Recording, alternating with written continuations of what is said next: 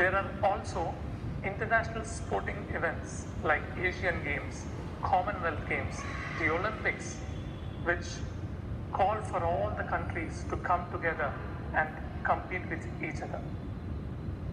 National players are those players who represent their country at these international events. Do you know any national player? I can think of Virat Kohli. He plays cricket for India. How about PV Sindhu? She plays badminton for India. They are national players. What are local games? Games played in a particular region or area are called the local games of that area. Local games usually reflects the culture and tradition of that area. Let's take a look at some of the local games played in our country. This is Kabaddi. Kabaddi is a popular game in many parts of our country. Most of you would have heard of PKL, Pro Kabaddi League.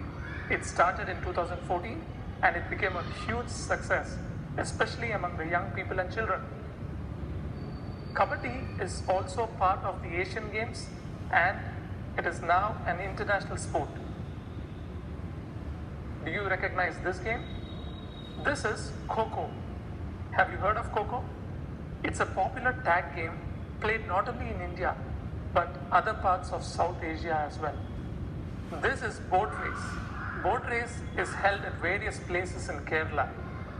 It is an exciting part of the Onam celebration. This is wrestling. Wrestling is also known as Kusti and has a long history in India.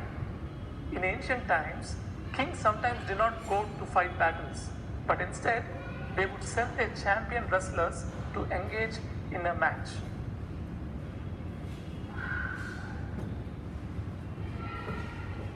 Let's talk about martial arts. What are martial arts? It is a form of fight. It had its origins in Asia and today it's used across the world for health, self-defense, fitness and other things. Taekwondo, Kung Fu,